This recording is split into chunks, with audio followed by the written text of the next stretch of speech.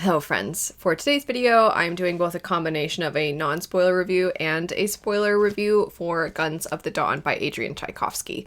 This is a story that's very much a booktube darling. A lot of people absolutely love it. It's not mainstream successful, but I think it's one of those books that a lot of people consider a hidden gem. And if you've never heard of it, the very brief way in which a lot of people describe it is basically, what if Pride and Prejudice had guns? You can also think of it as, what if Elizabeth from Pride and Prejudice got drafted? And I think that's a fair way to describe the story, as you're following a young woman named Emily who does feel a lot of responsibility to protect and care for her sisters. You have a society that places very specific expectations on people based off of their gender and their socioeconomic status. And then you have a certain romantic subplot that sort of mirrors the Darcy and Elizabeth dynamic. But mixed into all of that, the setup for the story is that this young woman, Emily, ends up being drafted as there is a war going on that feels very distant. It's off in the background. A lot of the men are being whisked off to war and they're seen as these heroes, but they're told, oh, the war is going to end soon, just you wait, we're definitely going to stamp out the enemies. But it would seem that the war is carrying on and it's lasting a lot longer than anybody expected, and now women are now being drafted, and Emily is the one who goes off to war in her family's, as a representative, you could say, of her family, as it is required that somebody from each family goes. That general setup I was so excited for because I thought it sounded fantastic.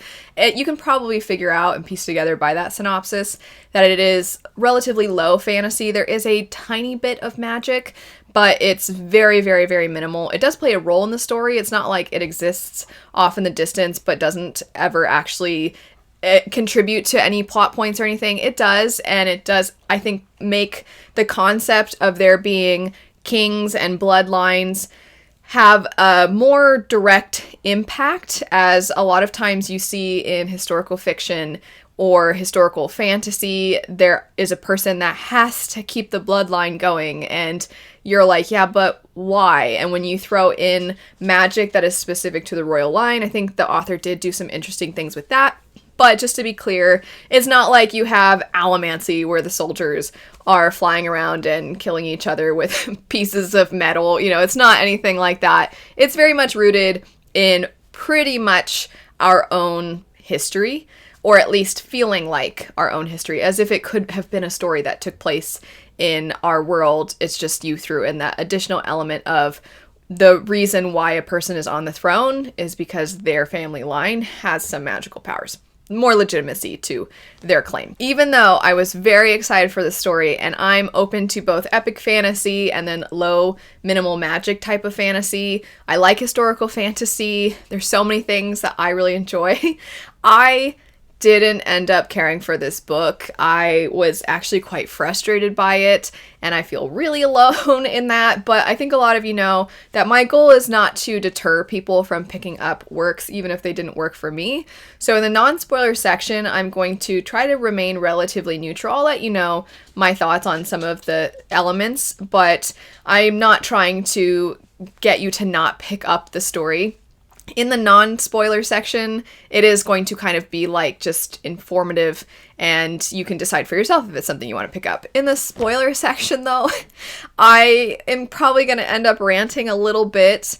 I want to be very clear, though, I really enjoy the accessibility of the writing in this story. I thought the opening was very explosive, very gripping, and I actually wish a lot of stories had openings like that, because I thought it really pulled me in right away. And I also would definitely read something else by this author. I know he's written science fiction. I know he has a lot of speculative works. And I'm just very curious to see what else he does. Because the writing was so accessible, it made it so that it wasn't very daunting, and that it was easy to get to know the characters. It was easy to get to know the world and feel really like your feet were firmly planted on the ground. And I liked all of that. And I would say I really appreciated what I feel the author was going for with the themes, which are very important things. There's just a few scenes. One in particular is not spoilery, so I will read that scene to all of you. And I feel like if this scene doesn't bug you, then listen to the rest of the non-spoiler section and you will probably be excited for the story. But if it does frustrate you like it frustrated me, this might not be the book for you. So I know some people are extremely sensitive to spoilers. So before I read this section, I just want to say, kind of give you a framework so that you can decide for yourself if you even want to listen to this scene. So it's, you've heard the premise that Emily gets drafted and then she goes to war. And the part of this story that I want to read to you has to deal with the military and being at war and a certain moment during all of that, during a battle, after a battle, sort of something within that time.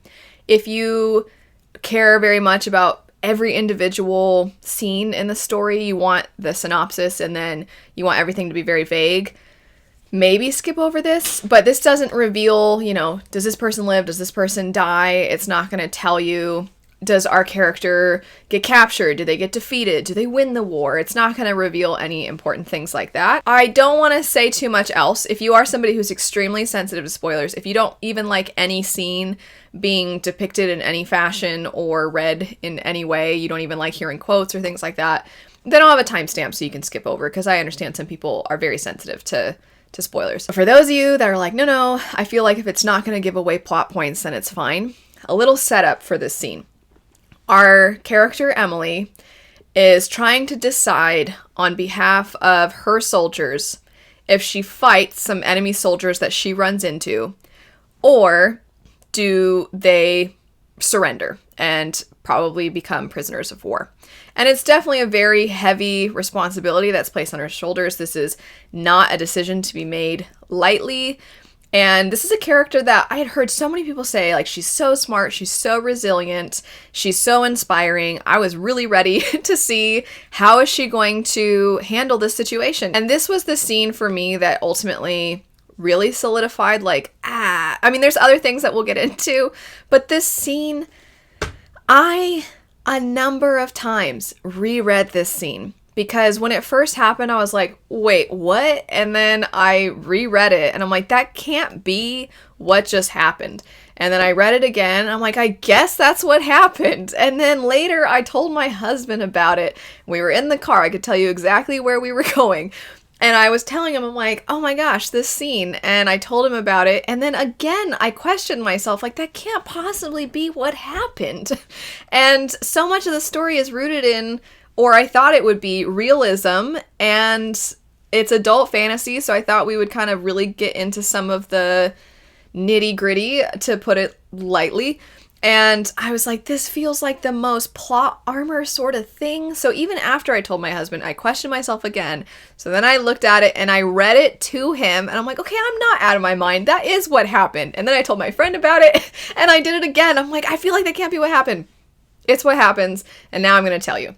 So besides the setup I just gave for you, I want to add the additional detail that our character, Emily, with this decision, it's not just her own soldiers she has to think about in this moment.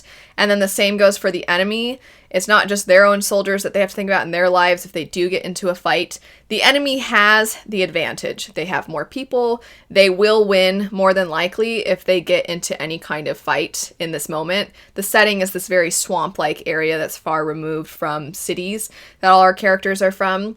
But this particular area of this swamp-like setting happens to be what is basically like an important area for the indigenous peoples that live here. And both sides do not want to get into a fight in that area because they know at the end of the day they're going to destroy some of it. And they want to be respectful of the people that live here. They don't want to bring them into their conflict. So that is another element to like, okay, well, if we start fighting, we don't want to fight. First off, we don't actually want to fight. And second, we certainly don't want to fight here. So that's an additional, grayness added to this equation. So I was waiting with bated breath. What is going to happen in this scene? So I'm going to read to you. I don't know what you're hoping for, Sergeant, but we have you here, he went on, he being the enemy. We cannot let you go now, and I understand you cannot surrender. God knows I would not in your place, and we neither of us can fight here. It is a puzzle. I'm sorry. His free hand twitched, and she was sure, she being Emily. She was sure that he had been about to touch her, a little gesture of sympathy, comrade to comrade. In that moment, she and he had more in common with each other than they did with their own men. Two people in the same position with the same problem. And she looked at him and thought, this cannot be a Denlander. That's the name of the enemies. This little worried man in his drab clothes. How can I fear this? And Sergeant Demain's voice came to haunt her, telling her how anyone, a woman, a cripple, could pull a trigger. Little men won war these days. Giants were simply bigger targets. And still the problem lay between them. She took a chance and glanced back at her soldiers, all still ready to die for her. She had got this far. She had met the enemy face to face, and still there was no way out. Irresistible force, unmovable object. For all their common ground, they remained irrevocably divided. I've never spoken with a Denlander before, she confessed, because she had no solution at all. And what did the gentle-born Emily Marshwick do with an awkward silence, but fill it with small talk? He shrugged. We are as you, Sergeant. We have 2 arms, 2 legs. We are babies first, then children. Then we grow up and learn about adult games, like war. Okay, all that's fine. I liked all of that. I like this conundrum of, because you do see this in a lot of military fantasy or any kind of historical setting, anything with war. Most of the time, the soldiers themselves, there is sort of this like, why are we doing this? You're people, we're people. Whoever's calling the shots, there's some bigger thing that ultimately we're all dying for, but it feels rather pointless. So I like all of that. And I talked about at the beginning that I liked the themes. We'll dive more into the themes later. I liked all of this so far. Thumbs up, 2 thumbs up. It's what happens next. Where I'm like, what? So after he says what he says about like, we're all just people, basically. It says, she stared at him and her mouth twitched. Something rose up inside her from long ago and far away that made her shake. The provost stared at her, seeming actually concerned. What? He demanded, but it was all she could do to not laugh at the thought that had come to her. Sergeant? She gestured him to silence, almost dropping her musket. Provost, she said slowly, for fear of giggling, when you were children, you played child's games? His blank look showed he had not followed her, but she pressed on nonetheless. Did you ever play... And then there's an ellipses, and it says, and out in a rush, or she would never manage it. Hide and seek? The blank look dragged on until she was sure he did not understand her, but then he allowed her a single brittle nod. Mad, this is so completely mad. Would you allow us a count of 150, Provost? A count of, ellipses, and we will leave this place and go back into the swamp, where we will not have great stones to hide behind, and we will do our best, of course, to escape, and you will pursue us as before, and when the fight comes, if we do not run far or fast enough, then at least it will not take place here. There will be no diplomatic incident with the indigenes, that's what they call the indigenous peoples, which is not my favorite, but anyway, there will be no diplomatic incident with the indigenes, the whatever you called them, autocons he supplied, and then a count of 150? 150 would be fair, would it not? And seeing him waver, or just 100 if you insist, he looked away back towards his men, and she had done as she had done at hers. Perhaps he was wondering how he would explain this to them. Yeah, I would like to be there for that conversation. When he looked back at her, something had cleared from his face. A weight of worry had lifted. Thank you for finding a way out of this, he said. We have those who would be very displeased if we hurt the native folk. We have some just the same. I think a count of 150 would be fair. He put his hand out just as Angeline had. I wish you good luck, Sergeant. His hand was surprisingly small and delicate as she took it. What on earth? That is the thickest plot armor I have ever seen. I'm still like, what? Again, I understand and I appreciate the concept of your people, we're people, why are we doing this?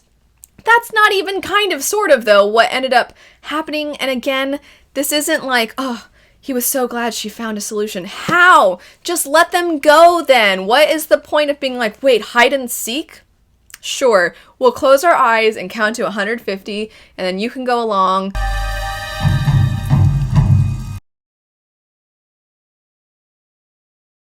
I'm not saying I literally think they're gonna play hide and seek. I know that's not what they're doing. It's more of a, let me just like come up with a reason for you to allow us to leave that will be satisfying. But I'm like, but it's not though. That's the thing. It even says like, oh, she wondered how he would, how is he gonna explain this to? I'm like, that's the thing. What's he gonna say? Like, we're gonna give them till 150 to walk away, and then we'll go pursue them. And that I'm like, no. It was so weird to me because I want that grittiness. If you're going to give me a war fantasy that is depicting trauma, which this book does, and if it's touching on PTSD, and if it's touching on that feeling of what's it going to be like when you try to go home? Will the war ever leave you? You don't even feel like you have any idea. You're mostly just sitting around all the time, and then all of a sudden people are shooting at you and people are dying all around you.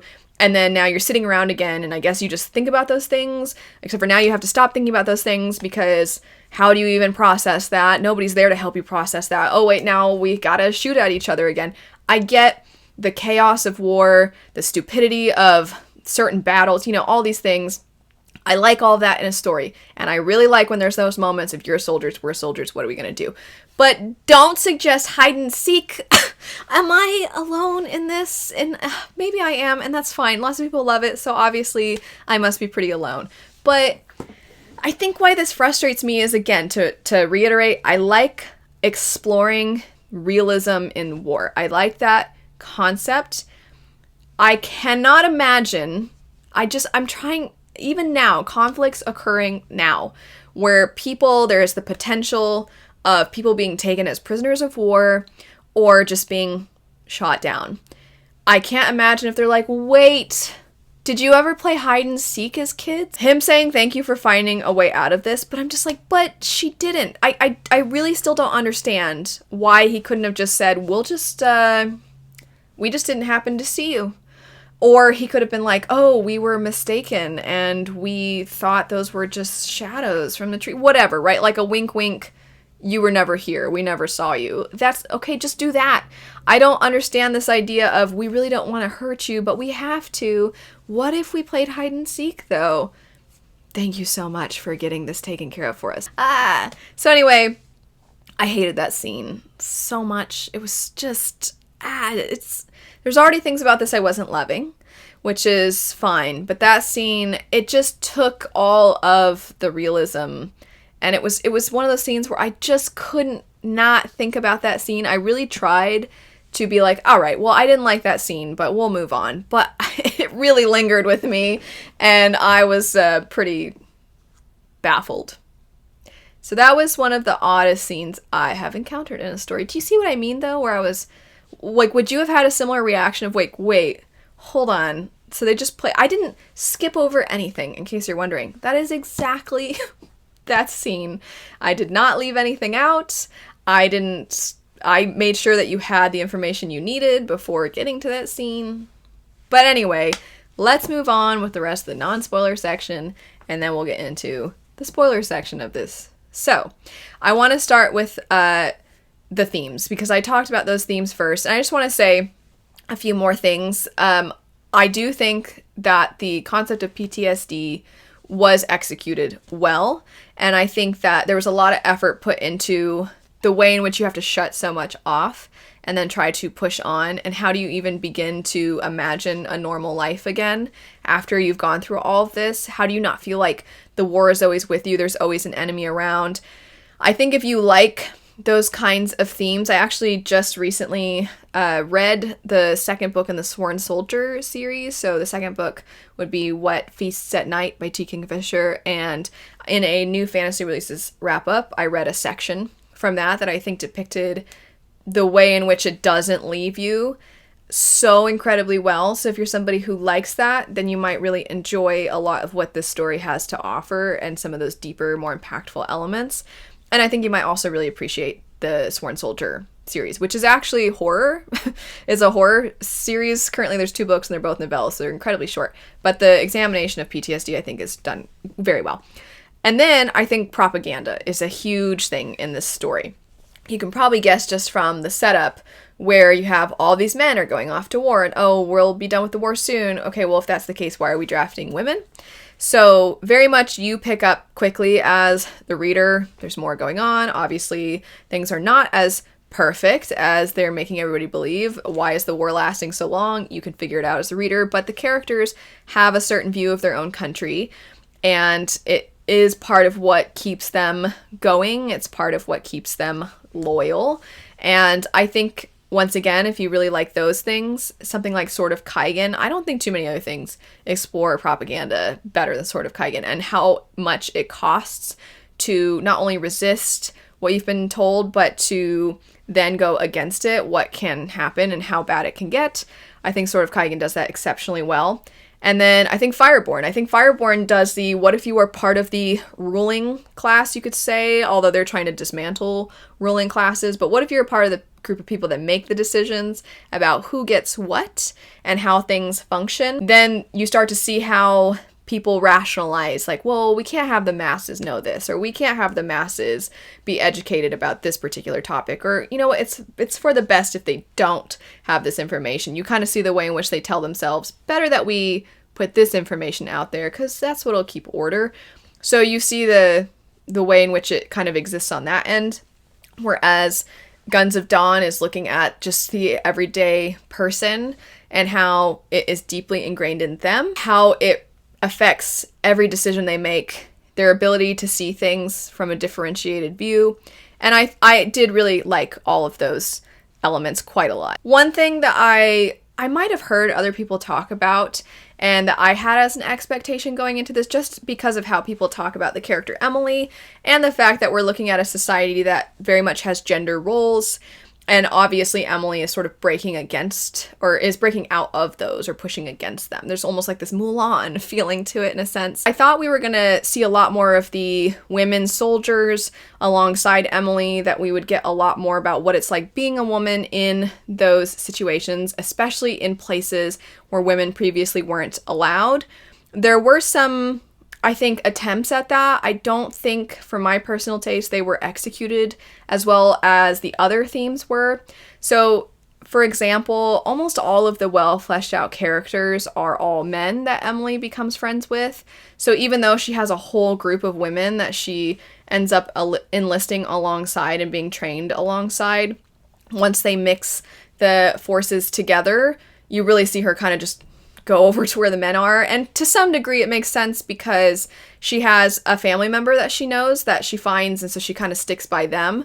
And then a lot of his friends are men. So I'm not saying like, oh, how dare it. I'm just saying I thought there would be a lot more of the other women soldiers also, and you don't see that as much. So that's just like an expectations thing. I don't want anybody going in with the wrong expectations. I also thought that one of the things that I was curious to see if the author would tackle this or not, and they did. I'm going to say they approached it, but that would be the topic of assault within your own forces, and how now that you have women entering the equation, which this is a real world thing that is an issue. And so I'm by no means saying I don't think it should take place in the story, because that's not true. I think that if you're trying to show something very realistic, that it makes sense that there might be instances. And how the author went about it, that's the execution of it is the part that I wasn't particularly impacted by. I was a little annoyed by, actually, because there are there's some parts of the story that do show this, but the way that Emily literally never thinks about those events again is the part where I'm like, well, because it kind of contradicts for me all the work we're doing and showing how trauma affects a person. So we very much are looking at how the violence of war impacts a person, but then the specific thing, I say specific as far as this thing that occurs with the women, with Emily in particular, the way in which something more than once are attempts made. The fact that she pretty much, and there will be in the spoiler section one time pretty much that she thinks about it twice. I'll explain the spoiler section if you care. But twice she thinks about it, but basically no other time. And the way in which it comes up, you're so like, what? Why is it now it's being brought up? So I just feel like if we're gonna have the way in which violence of war affects a person, I guess I also was hoping that if you include these scenes, which I think is very mature and realistic to include these sorts of threats, if you're going to include those, then I think it makes sense that the character is going to also be impacted by those events. It's like we showed it because it's a realistic thing, but then we didn't really have it ingrained, and thus it felt frivolous. It felt a little careless. I don't by any means, I'm not trying to imply that I don't feel like the author put thought into it. It came across, though, like we could have had so much more to dissect with this than what we did, which I suppose on one hand, some people are going to appreciate that after the event's over, we pretty much just like don't ever look at that again. But I think certainly even just the idea of the threat existing would be something that our character would think about. And then once there is concrete evidence that it is a realistic threat, very much I think the character would think about it pretty often. So the fact that she doesn't made it feel like, well, then why even bother putting it in? But of course, everybody's going to feel very differently about that element, so you might go into the story and completely disagree. Based off of the way in which I was just describing all of those things, there might be the impression, especially with the fact that it's military fantasy, that this is very adult. It is categorized as adult. The writing style and the way in which we showcase certain elements of the story felt much more in line with young adult or new adult. I think that when people hear that, though, there's this impression that it's somehow a negative, because I think a lot of times we hear people go, ugh, so it's so YA, and they'll say things like it's a bad thing to be compared to young adult, but you really don't often see the reverse of that. You don't go like, ugh, it just feels so adult. You don't really hear that. So if you are unfamiliar, I read both young adult and adult age ranges, as I think both have a lot to offer. And I think that you can find really amazing stories in both. So by no means by me saying that aspects of this felt more young adult or new adult is in any way an insult to the story. In fact, I think that I would say it probably would fit comfortably in new adult. The only thing that was really solidifying that it felt a little older is the age of the character. But otherwise, I think the accessibility of the writing and the way that the characters are written, it could be something a lot of people who are maybe normally daunted by adult fantasy or by fantasy that is more military focused. I really don't think you have too much to worry about here. And the scope of things is not too epic. The writing is not uninviting. It's not too dense. It's not going to talk over you or anything. It very much includes you in on what's happening. It gives you clues as to, like I was saying, the propaganda. It's there for you to see. So it's not like it's bare bones. You have to put everything together. You feel disoriented. It's nothing like that. And I actually am excited by this because I hadn't read anything by this author previously, but the impression I had was that the works would be denser. Of course, I can't know the entirety, his catalog of works, what all of them read like, but knowing that this one is a more accessible work makes me excited for the other ones, as I really like when authors take complex topics, themes, and they write them in a way that doesn't feel pretentious. It feels like, okay, let's all talk about this. These might be complex, but let's present them in a way where we can all be a part of the conversation. I really like that. So this is a compliment to this story, as I feel like he could have very easily gone into territory of having it be like, well, this is adult. Okay, let me write the most adult things possible. Let me make it really gritty and grotesque, and let me have there be extreme on-page graphic content, which there is a place for. Obviously grimdark exists for a reason, but I think this could be a really good bridge between YA and adult. If you're somebody who thinks that sounds appealing, if that's kind of where you're at, or if that's the kind of story that you like, then don't be put off by this. Don't be daunted by this. It's definitely really, really accessible. The pacing, that was something that took me aback, and I think it wouldn't have so much, or it wouldn't have made me feel like, oh, okay, well, when are we getting to it as much, had I known going in. So the opening, explosive, really pulls you in. You feel like you're in the thick of it. The setting is well done. The stakes are well done. And explosive openings are very hard to accomplish as far as making the reader feel like they care, because oftentimes you have no reason to care yet. Hence why starting with an action scene is very tricky and difficult. But I thought that the author did a phenomenal job. I felt right there with the character, and I was terrified alongside her. Once that happens, though, which is obviously, if you couldn't tell, this is taking place during one of the fights. Once that ends, it basically goes back to before we have all been enlisted. And I think for the themes of the story and the, like I was talking about before, the propaganda and seeing the way things were before and what it's like when you're not at war versus when you are, I think it's important to show this part. But when you go back in time before she's been drafted, you spend about 20% of the book not there yet. So it takes quite a long time. The book, for reference, is over 650 pages, and the first 20% are looking at her at home, basically. So I was kind of surprised by that, because I was like, when is she getting drafted? And the way I'd heard people talk about this with that synopsis, I thought, and with that opening, I was like, all right, let's see. And I thought a lot of that stuff you would kind of hear about or maybe get flashbacks to or something, but I wasn't expecting, like, now we're going back before all of that and then spending 20%. So it took a while to get going. I do think there's a last chunk that also takes a while. Still think it's pertinent to the themes. I don't want to say too much, though, about the last chunk because I don't want to give that away. But I think that it made sense as to why it was structured that way. I just kind of want to give that heads up that it's going to take some time. I'll have a transition category here now, which would be the romantic subplot. I'll start by being very non-spoiler and then get into spoilers. So I could not stand the romantic subplot. It is very minimal. It is not a focus of the story whatsoever. So if you end up enjoying the rest of the book, you might not care how this is executed in any capacity, or maybe you'll hate it but it won't matter to you, or maybe you'll love it and you'll feel totally different. But I clocked it pretty early, and then I kept hoping that I was wrong and that it wouldn't be, that setup was not actually going to be the romantic subplot.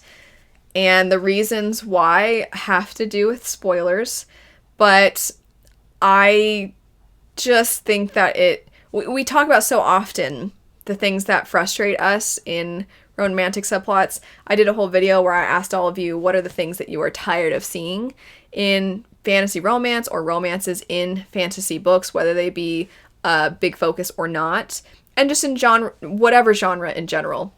And a lot of the things that we don't like, I feel, are present in this romantic subplot. So even though it is a very small part of the book, it is still part of the book. It's something that might grate a little bit and that you might not love. However, because it's such a small part of the book, if you end up thinking that a lot of the other parts of this sound really good, then I would still encourage you to pick it up, because I don't imagine it's going to play such a big role that it's going to ruin the story for you by any means. And you might feel different. You might end up really liking it. I know how a lot of you feel about a lot of aspects of the romances in stories, and I think a lot of you are going to be kind of irritated by it. So, all that said, getting into the spoilers now, and I will start here with what frustrated me about Emily's romance.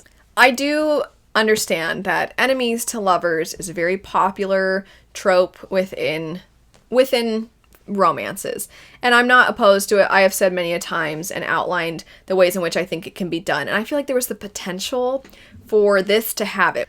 But it's a pretty big deal when you feel like this person was your father's economic rival and drove your father to basically lose everything, and then as a result he ended his own life.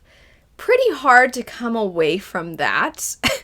I feel like even if you sort of are like, well, things weren't exactly like my dad, he made some shady deals too, you know. I don't know if that would be enough, but okay, so, you know, you can maybe decide Emily doesn't know the whole story. If she actually knew a lot of her father's dealings, and then she learned about some of his dealings, then maybe it's not what she thought. Maybe this man gave her father every opportunity, but he didn't ever really defend himself, or he wanted to defend himself, but he never found the right time. It's like, okay, there might be a way in which we can get past that. That's still a pretty hard statement to say, but there's a way we can get past that. But not when he could have saved her brother and chose not to for no reason. No reason other than he's like, I can't save everybody. So to give some context, our main character has 2 sisters and a brother. And her brother is initially the first to go to war because women aren't yet going to war. You know, you have that 20% chunk where it's the life at home, and when her brother is of age, he now ends up in the military. Our main character is begging this man, who she currently still can't stand, but he seems to always be around, and he seems like he kind of looks after their family when it comes to the finances and things. So even though she can't stand him, she goes to him and she's like, please do something. Give him some kind of job. You have to do something. I know you can do something. He's like, there's really nothing I can do. My hands are tied. I can't help him. And she's like, you have to, please. I know you can. I don't want my brother, who's like just a boy, I don't want him going off to war. And he's like, no, I can't. So you're like, okay, maybe he can't. And then later, when the draft starts for women, at first, Emily's like, I don't want to go to war. Her brother's dead because he did end up dying. He was basically a child. So surprise, surprise, the kid didn't make it. So their family is devastated. They lost their dad a while ago. Now her brother's gone. And women are being drafted. She's realizing, I'm going to have to go. I really don't want to go. I have my 2 sisters. I feel like I'm the glue holding this family together. And what do you know? The guy, her father's financial rival, the one who apparently couldn't do anything for her brother, he's like, I have a job for you. And this job will make it so that she doesn't have to go to war. And she's like, yes, thank goodness. Finally, good news. And her sisters are like, you don't have to go to war. And then it dawns on her. She's like, wait, could you have offered this to my younger brother who is now dead? And he's just like, yes. And then she's like, I'm going to war. And he's like, don't do it, please. I'm begging you. And she's like, you could have helped my brother and you didn't. So I'm going to go to war. And then she goes to war. But the fact that he could have saved her brother and chose not to, and the only reason he was going to save her is because it's like starting to be clear, maybe there's some attraction there. And then it's very clear later that he only did it because it was her. He wasn't going to offer that to her brother, but he didn't want her to have to go because he's into her. Because he wants to sleep with her, basically, is what it comes down to. But I'm just like, what?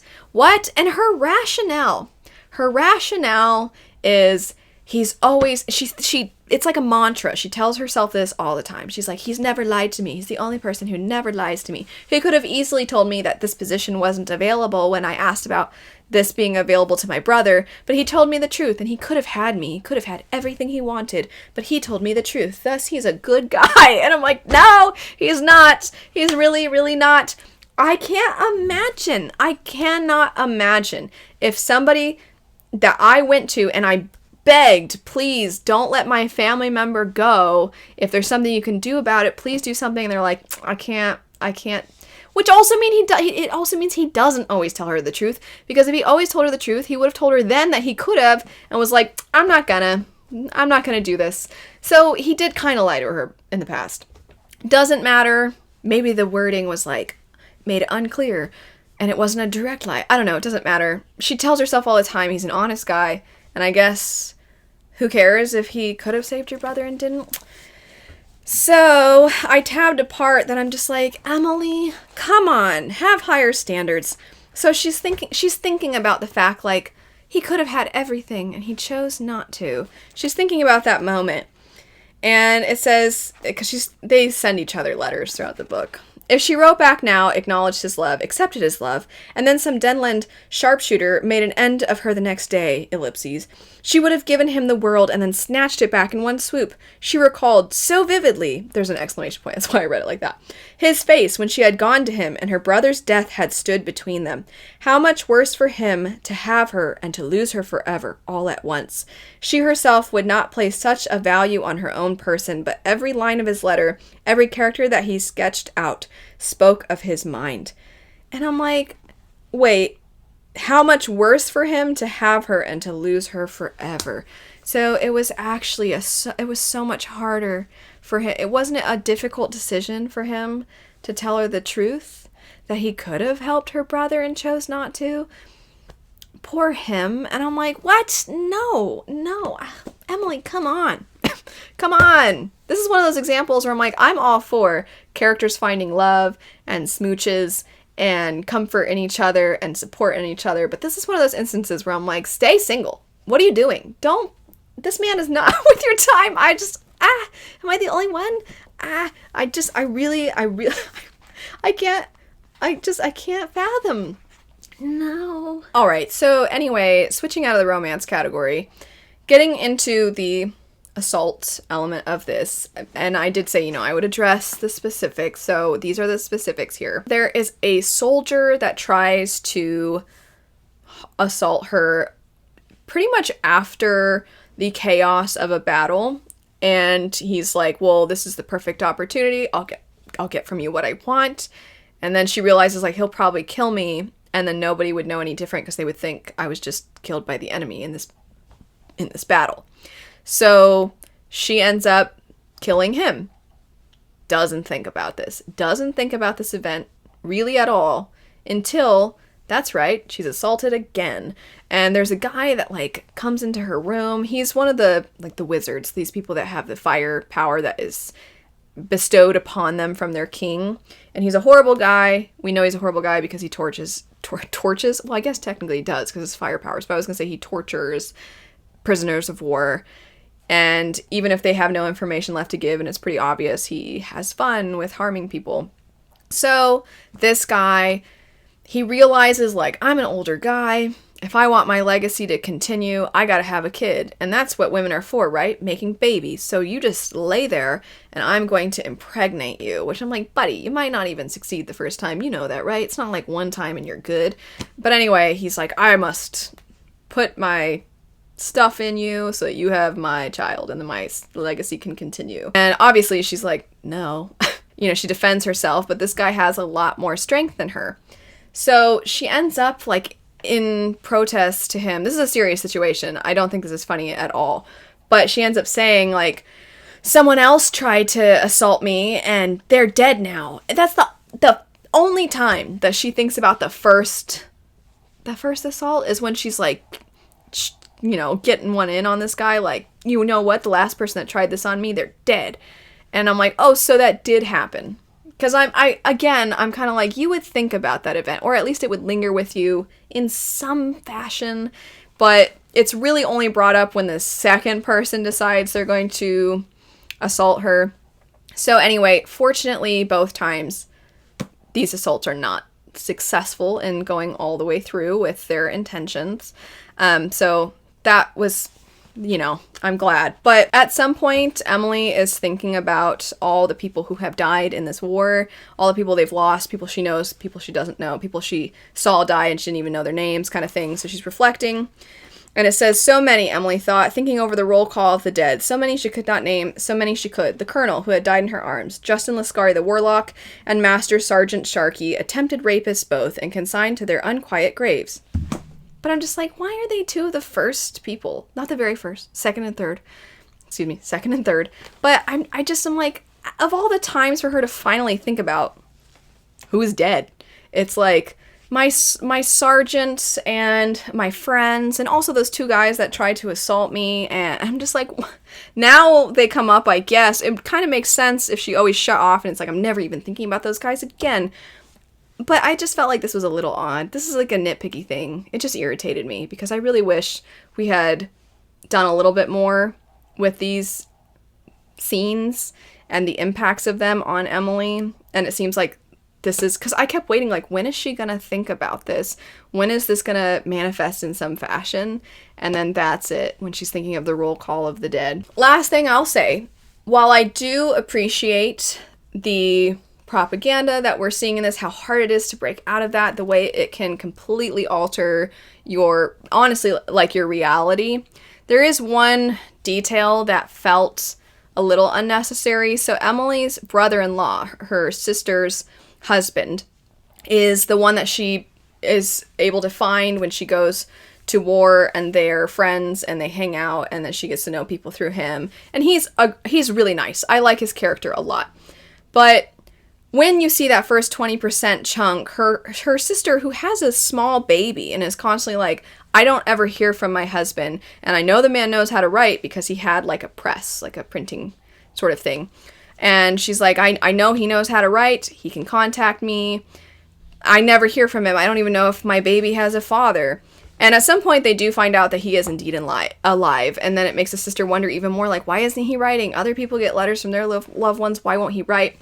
So Emily, when she finds him, she's like, why don't you ever write to my sister? And he's like, well, because I am a principled person. I care very much about the truth. And if we tell them about the war, we have to lie. We have to tell them everything's going great. And I just can't do that. And I'm like, yeah, but you can still be like, I miss you. I wish I could hold our baby. And I wish I could talk to you. I miss you so much. I love you. I can't wait for the day I'm home. Like, you could say stuff like that. Because her brother, when he was away for a bit, he would send stuff and be like, I found the brother-in-law. Like, I found him. We're hanging out. I love you guys. Miss you. And so I'm like, okay, so he could at least tell his wife that he misses her and he misses their baby. He could at least say that. But it felt a little bit like, but see how obvious it is that we're being lied to and that they're forcing us to lie about stuff. And what I didn't like about this is that that's such a thing, because Emily even tells somebody above her, like, I want to be able to write the truth. And they're like, it's better that they don't know. We don't want them to fret. And she's like, I want them to know the truth. And they're like, no, it's fine. So very quickly, she's getting information that things are not as they seem. They're being lied to, or they're being expected to lie to other people. And it made it frustrating when she would get all these indications time and time and time again that things were not as peachy as she was first led to believe. And then still not ever have a second of what other things, because that's what you would think. If you've been lied to and you realize you've been lied to, the masses, the general population is being lied to all the time. And you're seeing signs over and over and over again, like, oh, yeah, okay, propaganda. Then I feel like there has to be a moment of questioning of, is my country in the right? What other things have they asked me to lie about? What do I even really know about our enemies? I feel like you would have that question at some point. So it did frustrate me a little bit that we got what I thought were really heavy-handed, pretty obvious signs of propaganda. Emily would see those pretty obvious signs of propaganda. And then, while I don't expect her to unravel everything all at once, I do want her to start to question a little bit. And it just takes so much for her, and that was a little aggravating. I know it's a hard balance to strike because you want it to be clear that these characters have been affected for so long, so why would they think to question now these other things? But there were a number of times. I just gave that one example of the brother being like, we can't. Go talk to him, you'll see. And then the guy tells her straight up, like, no, we tell them everything's perfect. I just wish that it wasn't so heavy-handed, I suppose.